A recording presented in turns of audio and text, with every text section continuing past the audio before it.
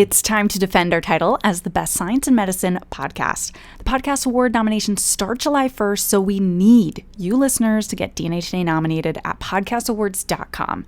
DNA Today has won for the past 2 years, and this September we are celebrating 10 years of DNA Today. All of this is because of your support, and we are so grateful to have such an incredible listener base, including you. We have been up against popular podcasts with huge production companies, which is why as a small independent podcast, we rely on each and every one of you to get nominated and hopefully win again for the third time. So please go to podcastawards.com and select DNA Today in the science and medicine category. Pause the show now. I swear it takes 30 seconds to do it. Podcastawards.com, DNA Today in the science and medicine category. Thank you oh so much. PerkinElmer Genomics is a global leader in genetic testing, focusing on rare diseases, inherited disorders, newborn screening, and hereditary cancer. Testing services support the full continuum of care from preconception and prenatal to neonatal, pediatric, and adult. Testing options include sequencing for targeted genes, multiple genes, the whole exome or genome, and copy number variations. Using a simple saliva or blood sample, PerkinElmer Genomics answers complex genetic questions that can proactively inform patient care and end the diagnostic odyssey for families. Learn more at PerkinElmerGenomics.com. How is it that we find ourselves surrounded by such complexity, such elegance? The genes of you and me, the genes of you and me, we're all made of DNA. We're all made of the same chemical DNA. We're all made of DNA. Hi, you're listening to DNA Today, a podcast and radio show where we discover new advances in the world of genetics. From genetic technology like CRISPR to rare diseases to new research, we have you covered. For a decade, DNA Today has brought you the voices of leaders in genetics. I'm Keira Deneen. I'm a certified genetic counselor and your host. My guest on this episode is Dr.Tod Klingler, who is the head of production research and development at Genomic Life. Over his 25-year career, Dr. Klingler has led leadership roles with organizations that have successfully developed and commercialized innovative products, including Illumina, Roche, XDX, now called CareDx, and Incyte.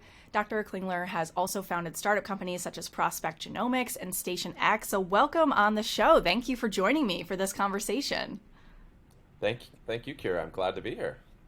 So with all of your expertise, we're going to be diving into the landscape of genetic companies. And I've just been thinking a lot of questions this week about how that looks and what affects the landscape there.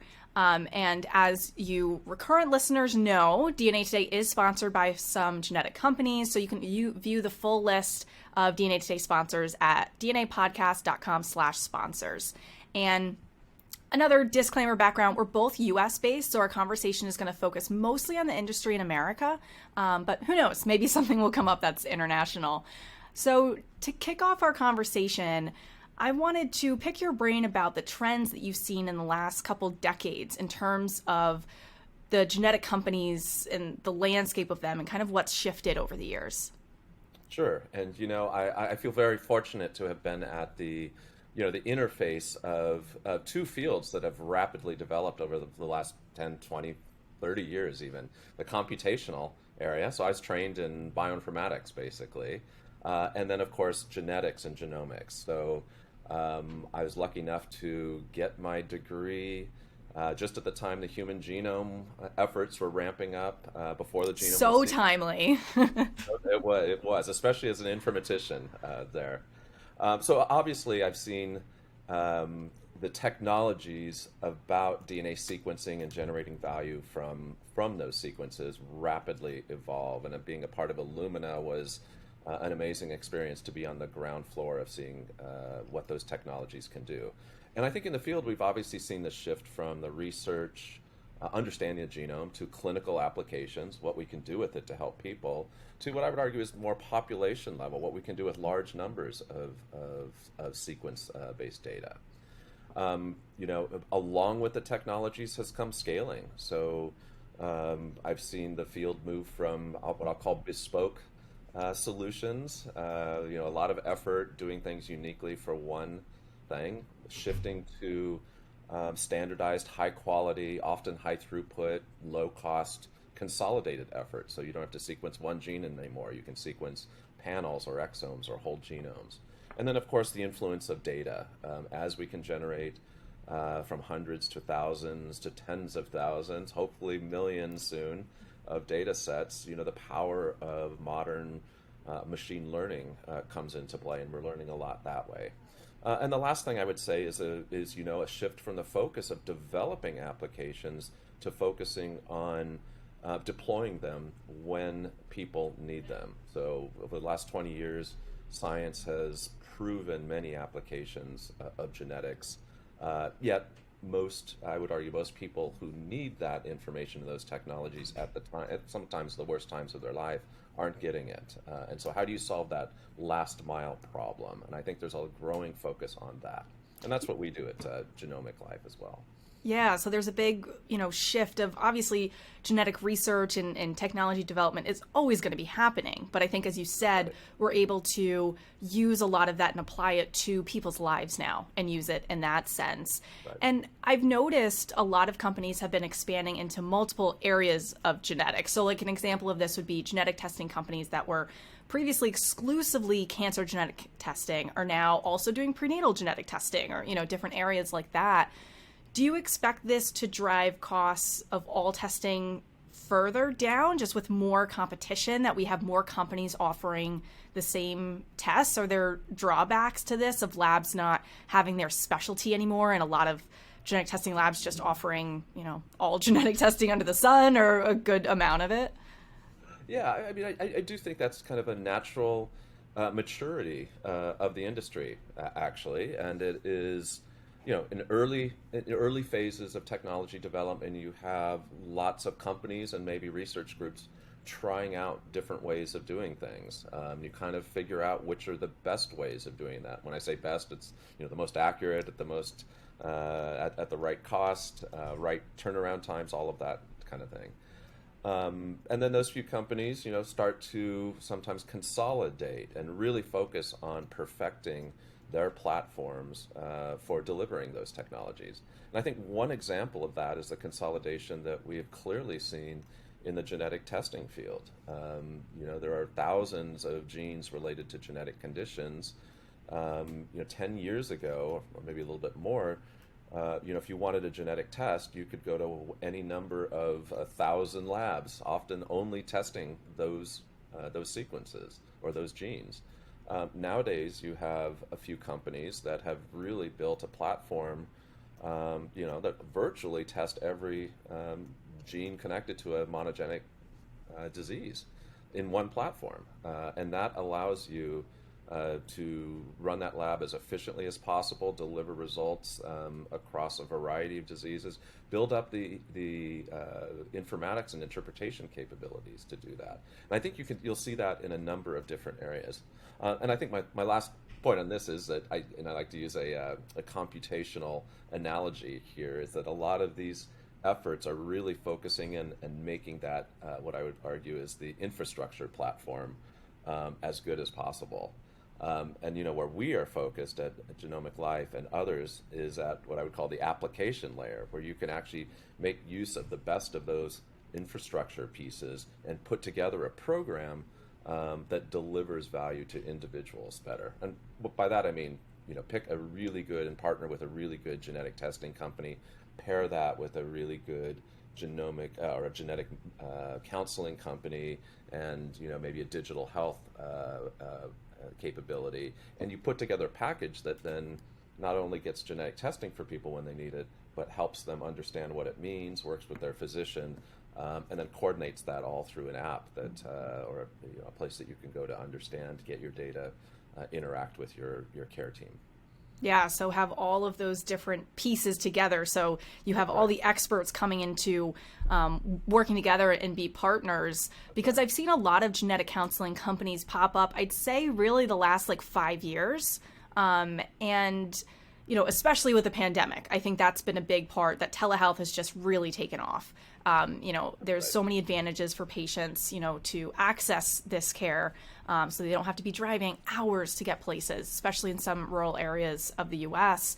How do you see these services altering, the genetic field in the next few years? Do you think fewer hospitals and organizations are going to hire genetic counselors to be on staff and start outsourcing to genetic counseling companies where they say, okay, yep, like, you know, I'm in the prenatal realm, so my brain goes there, but like, okay, yeah, we had your ultrasound, now schedule your genetic counseling telehealth consult. They'll figure out, have a phlebotomist come to your house, or you go to a Quest, a LabCorp, something like that, and not have an in-person genetic counselor as part of the staff. Like, do you see that happening more?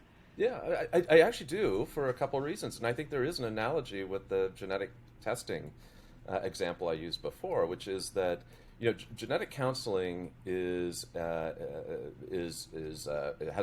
growing demand for it, and there are not enough genetic counselors to, you know, cover, you know, all the needs that are out there right now in the current system. Yeah, there's only about 5,000 of us in the U.S. That's exactly right. That's exactly right. And you know, because the amount of genetic testing and the results that are being delivered to various people are growing, that gap between what you need and what you can do is there. So I think focusing on bridging that gap with technology like telemedicine is a key is important.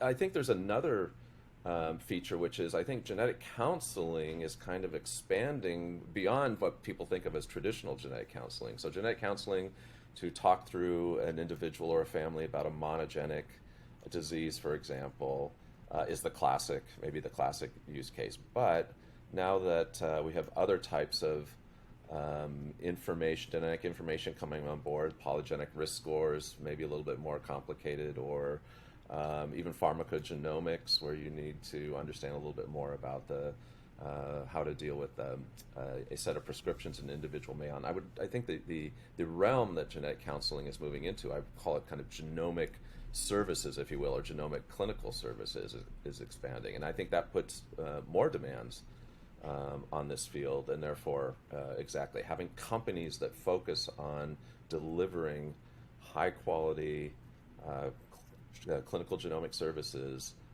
efficiently is a trend that we'll continue to see a shift towards. And I think within that, we're also going to have, as you said, it's not necessarily just focusing on, like, let's say we have a couple that are both carriers of cystic fibrosis. Like, that would be a very classic, like, okay, a genetic counselor is going to explain different reproductive options, or if they're already pregnant, options there.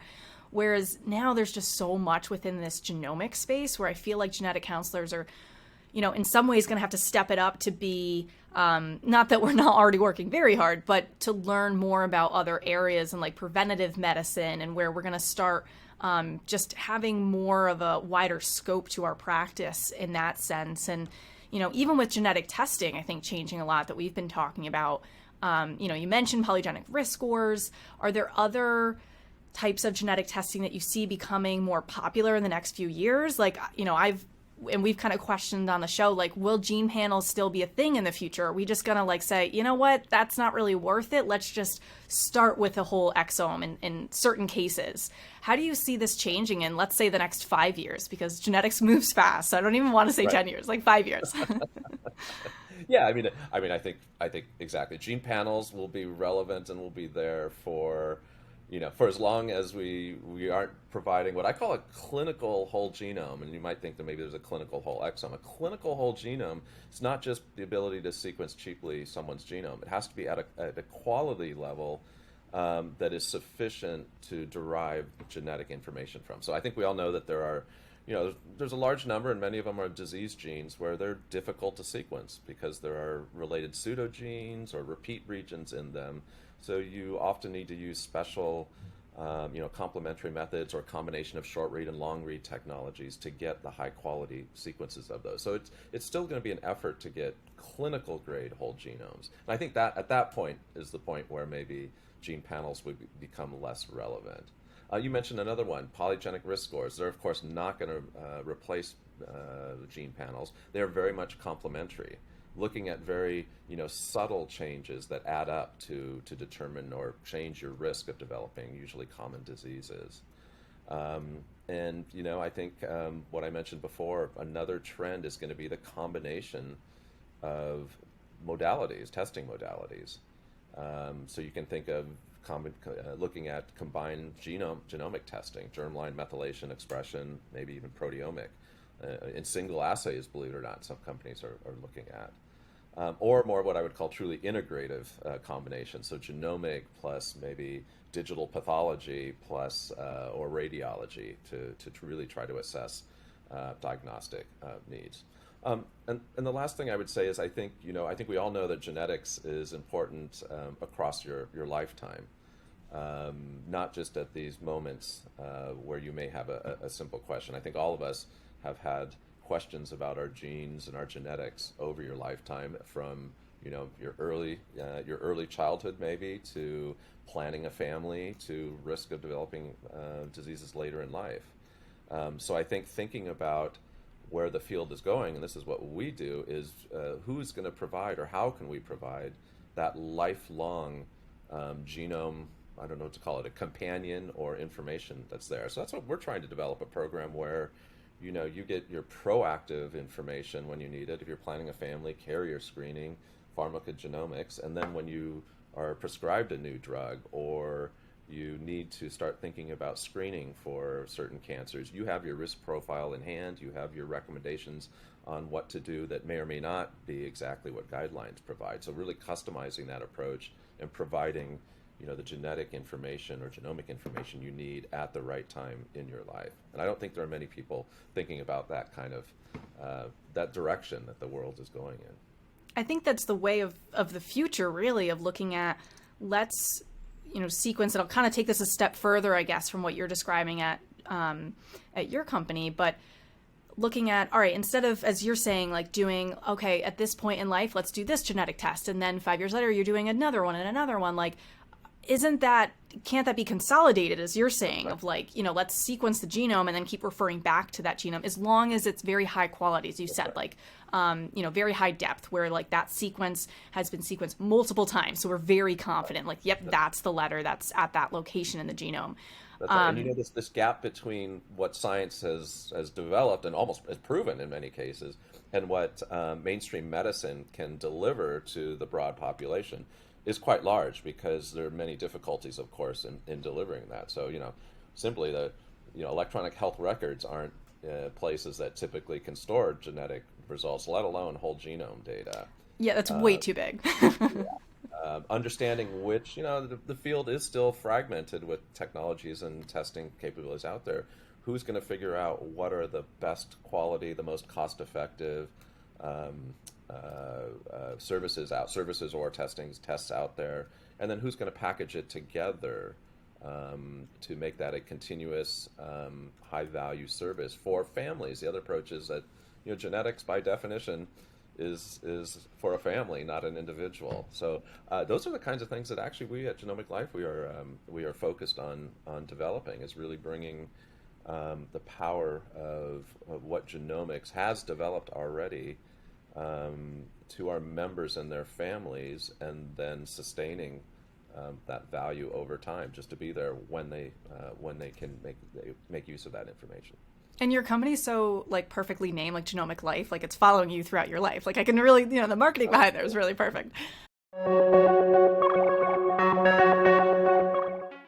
Did you know PerkinElmer Genomics was one of the first laboratories to offer whole genome sequencing on a clinical basis? Whole genome sequencing can maximize clinical diagnostic yield for patients. With turnaround time of 4 weeks for the proband sample, PerkinElmer's whole genome sequencing test is designed to provide access to additional valuable information compared to an exome. PerkinElmer also offers prenatal whole genome sequencing as well as ultra-rapid whole genome sequencing for critically ill newborns using dried blood spots. The ultra-rapid genome has a turnaround time of 5 days and includes mito, chromosomal CNV analysis, STR-TNR screening, and biochemical analysis. Also, listen back to episode 176 with Dr. Madhuri Hegde, where we explored the power of whole genome sequencing, which also happens to be one of my favorite episodes of DNA Today. And stay tuned for a couple more episodes with PerkinElmer soon. Discover all that PerkinElmer Genomics has to offer at PerkinElmerGenomics.com.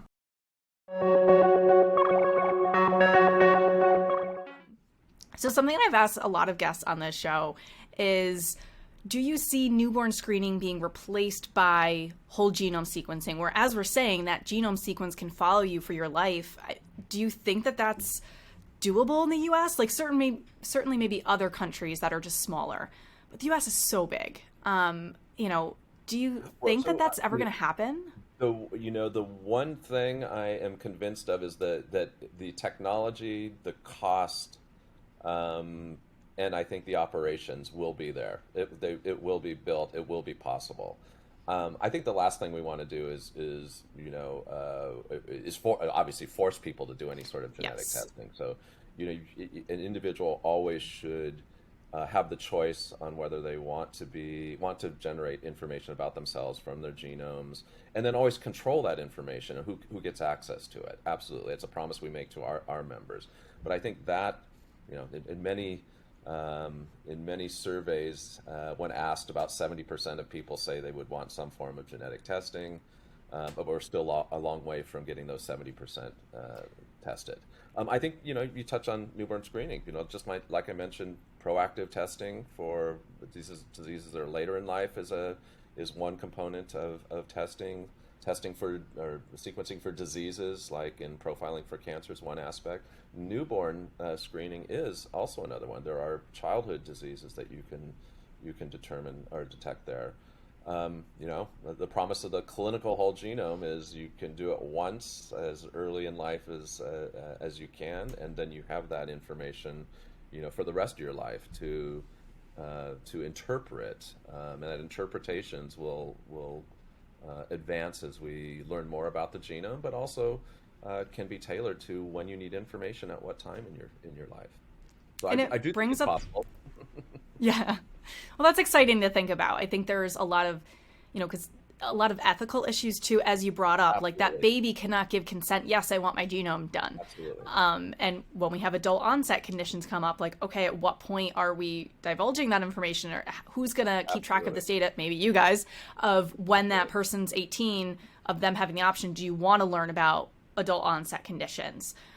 So it's definitely interesting. We're going to be following this on the show, for the next few years. But to switch gears a little bit, I wanted to cover, in terms of this, genetic landscape of all of these companies, how do laws and professional organizations, guidelines, recommendations, and insurance changes affect all of these labs, I think more in particular, but also just the companies in the genomics landscape? I mean, are there any upcoming changes that you see that are really going to impact the field? Like, I'm thinking of HR 2144, also known as S 1450. How does all of this affect these companies? Yeah. One of the things that I've observed in the field, and I've been involved in a number of regulatory efforts that have challenged, different organizations. I personally have had very fruitful interactions with those regulatory agencies. Going to them and having a healthy dialogue early has always helped, figure out the path forward. However, I would say that, it often feels like some of these organizations you mentioned, regulatory, government, guidelines organizations, even, especially, maybe not especially, but also insurance, are kind of lagging when it comes to adopting new technologies. And sometimes, by the way they're structured, you understand why. And regulatory especially has a good reason for doing that. However, I think, again, to bridge this gap between what science has proven and getting it moved into mainstream medicine is also a force that needs to be balancing it. So is it a healthy tension? I don't think it's too outweighed, but sometimes those of us on the innovative front, want to move faster, and you feel held back. But innovation, is a powerful thing. I think as genomics continues to be standardized and delivers provably high quality, validated, and cost-effective, medical advances, those become obvious. And I think a lot of us are getting more experienced with how to, present that data and that evidence to organizations like regulatory agencies and guidelines. We believe this is incredibly important, that the barriers, the real challenges should be tackling the barriers of accessibility and education of patients and their physicians, and simplifying the results that are derived from these complex tests into very distillable, actionable information. And that will make the biggest impact in this field. And I think that's a good part of the reason why some of this is lagging is because some areas of the US are much further along, I guess, than I'd say other areas, where if we have something that's, a recommendation for, the whole US, people need to be able to enact that change. So if you're in areas, I'm thinking of like West Coast, East Coast, like seems to be a little bit further along than others. So we're able to say, okay, yes, we can offer you this testing. You can meet with a genetic counselor. You can meet with a healthcare provider that does genetic counseling, whatever. But that's not always going to be the case in other areas of the country. Right. So I think that's something that, I didn't think about a few years ago. And I'm like, why aren't we just saying like everybody should have this testing? And it's like, well, because it's not realistic. So I think that's the tough part with it too, of like, okay, what can we actually do? And always the fight with insurance companies, like, please cover this. This is why it needs to be covered. Right. So, I always have gripes with that. I didn't address the legislation you mentioned, which I think is the one that, supports genetic counseling accessibility. There's another one that's kind of interesting around pharmacogenomics right now that's being proposed to push that. And,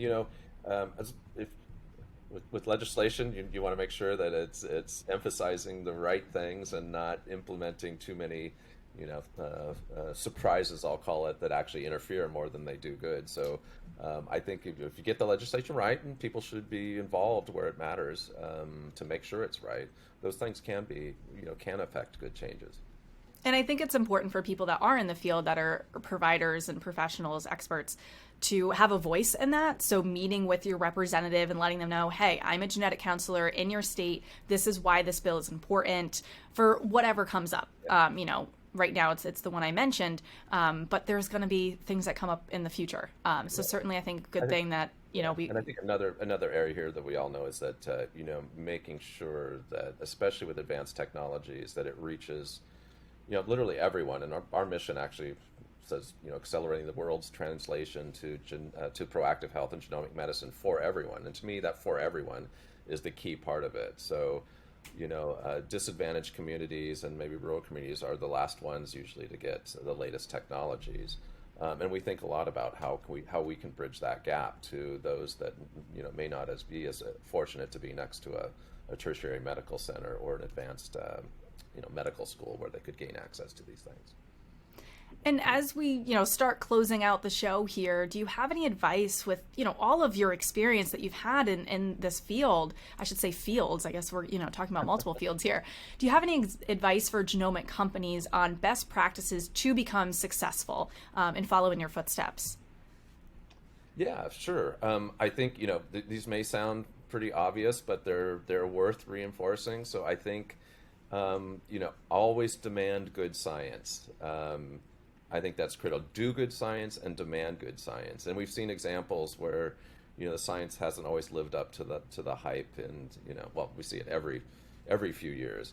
And I think particularly in our field, and particularly when there's a lot of fragmentation and development of new technologies, it's really critical to put science first. Make sure you're well grounded there. Build it and they will come, right? Yes, yeah. But it means proving, that your lab does it right, the analytical components of it, validity, that the clinical validity is there, that what you're measuring does indeed relate to some medical or biological condition, and then cost effectiveness as well. I consider that part of the science. Show that you're doing it at an efficient, reasonable way. So that's number one for me.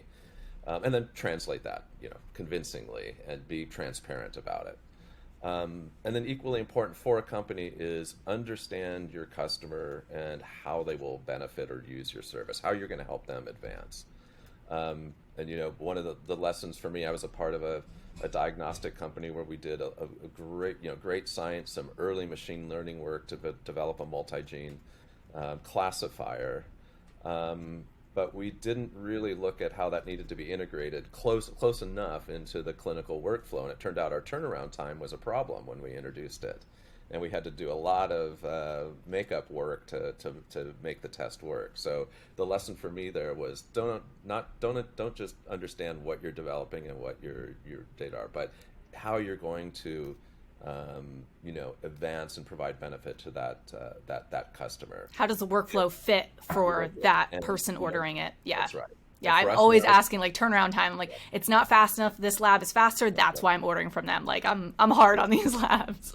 Yeah, and for us, it's the individual now, and everything can be a little thing. We want to make this as easy as possible, but also as clear as possible. So even just you're getting 2 different collection kits sent to you, a spit tube and a buccal swab, seems odd. So you ask the question, wait a minute, can we get that in one sample collection kit and combine those tests?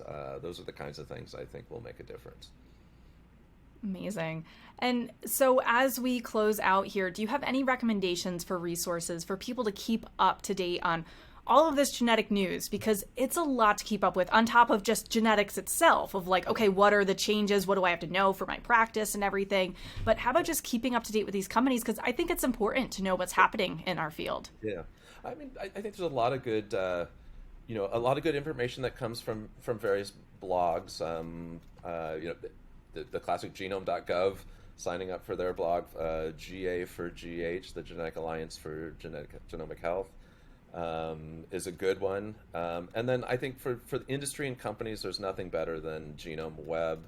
And although its full content is paid access, there are ways to sign up for a free account and get limited access to it.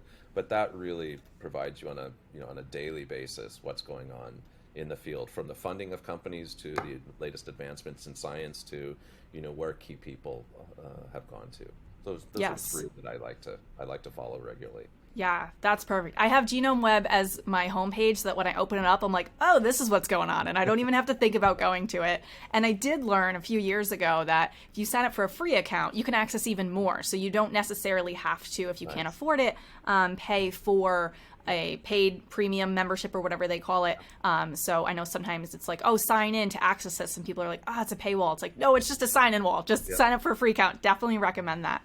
But that's fantastic. We'll have links to all of this in the show notes, along with the legislation that we mentioned earlier in the show.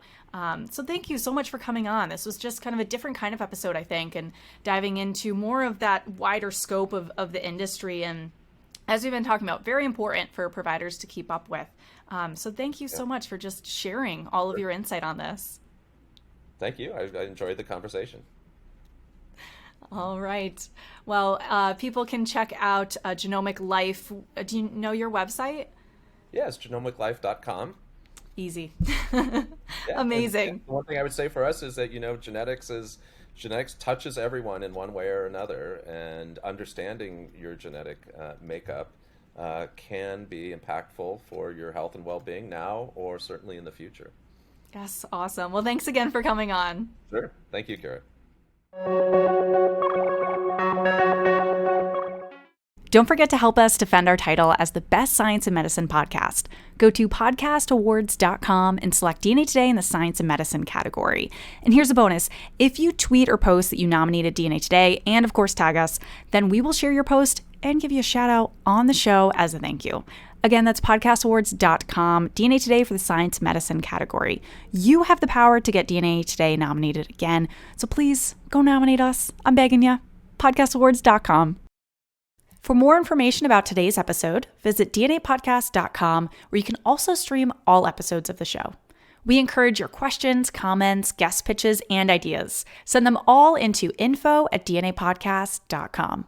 Search DNA Today on Twitter, Instagram, YouTube, Facebook, so you can connect with us there. And a favor, please rate and review the podcast on Apple, Spotify,